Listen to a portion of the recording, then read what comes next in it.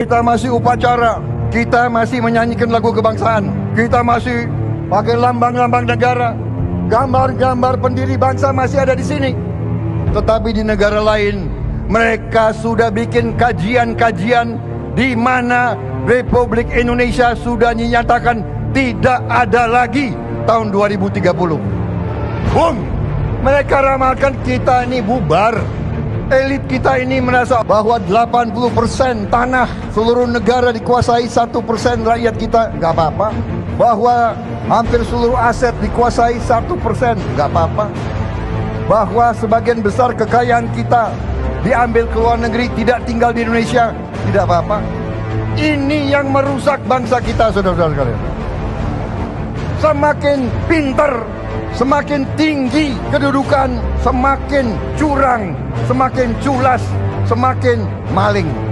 Kalau misalnya mulut itu moncong senjata dan kata-kata adalah pelurunya, saya tidak tahu ditembakkan kemana. Tapi kalau kemudian ada orang pegang senjata dan memberondong sekian banyak tembakan tanpa arah yang jelas, saya pikir itu ekspresi kepanikan. Nah, dia panik terhadap apa? Panik terhadap peluang-peluang dirinya.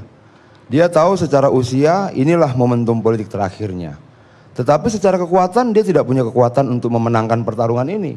Di sisi yang lain kalau kita bicara sejarah masa lalu, dia sudah kalah berkali-kali. Bahwa dia punya mental yang kuat untuk kalah dan maju lagi, kalah dan maju lagi, memang hebat. Tapi di sisi yang lain saya berpikir apa yang disampaikan selama ini dalam sekian banyak pidato itu ekspresi kepanikan. Hal yang lain, sebenarnya siapa yang dituduh? Jangan-jangan masa lalu dari keluarganya sendiri. Kita tahu bahwa Soeharto itu adalah mertuanya. Dan hampir semua yang disampaikan dilakukan oleh Soeharto di zaman Soeharto saat itu. Apakah dia sedang marah pada mertuanya sendiri? Saya juga tidak tahu. Tapi kalau dia tidak jelas menyebutkan serangannya kemana, orang bebas tafsir untuk mengatakan dia sedang menyerang siapa. Dia bicara maling begini, maling begitu. Tapi beberapa hari yang lalu saya dapat berita bahwa ada 1.400 karyawan Kiani Kertas yang belum dibayar. Jangan-jangan dia sedang memarahi dirinya sendiri. Artinya kemungkinan terlalu banyak. Makanya menurut saya lebih baik tunjukkan kata-kata itu untuk siapa. Kalau kemudian Bang Edi Prabowo katakan itu biasa, saya tidak tahu. Karena saya bukan orang tidak di Gerindra. Apakah dia biasa marah-marah seperti itu setiap kali pertemuan, saya juga tidak tahu. Tapi yang jelas sebagai seorang ketua umum partai, menjelang momentum pemilu, menjelang momentum politik seperti ini, bicara seperti itu pasti punya arah. Kalau tidak ada jawaban arahnya kemana, saya bisa menafsirkan dia sedang marah pada masa lalunya sendiri.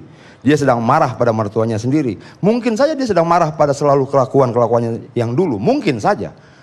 Nah, kemungkinan-kemungkinan itu menjadi bisa benar ketika tidak ada jawaban dari Prabowo. Dia marah ke siapa? Kalau dia marah ke Jokowi tidak mungkin. Kenapa? Dalam 3 tahun ini kita punya sekian banyak data tentang hutan, berapa banyak yang kemudian dilepaskan pada pengusaha. Datanya jelas. Lalu dia marah ke siapa? Kalau dia bicara maling, logikanya kan begini.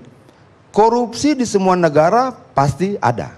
Masalahnya adalah ada tidak sistem, ada tidak lembaga yang kemudian bekerja untuk mengurangi tingkat korupsi itu. Nah, lembaga itu sekarang ada, sistem itu ada.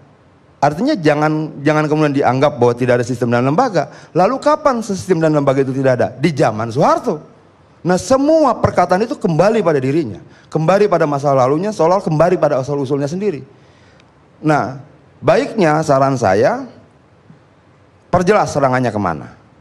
Jangan seperti orang marah-marah nggak karuan, ambil brand ditembak ke seluruh arah tidak jelas.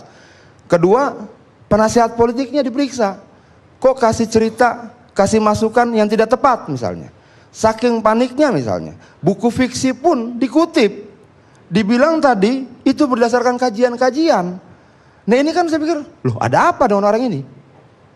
Sudah marah-marah nggak jelas, berteriak-teriak terus, mengutip buku fiksi menjadi kajian, lalu diramaikan seolah-olah menyampaikan rasa tidak percaya diri terhadap bangsa ini. Kalau dia memang pemimpin, sekhawatir apapun dia, setakut apapun dia wajib memberikan keyakinan pada rakyat yang dipimpinnya. Kalau dia tidak mampu, jangan bicara. Nah ini kan sudah ragu-ragu kutipannya fiksi. Fiksi itu kan kata lainnya dongeng. Dongeng itu kan biasanya konsumsi anak kecil. Apa dia seperti itu saya juga tidak tahu. Terima kasih Pak Karni.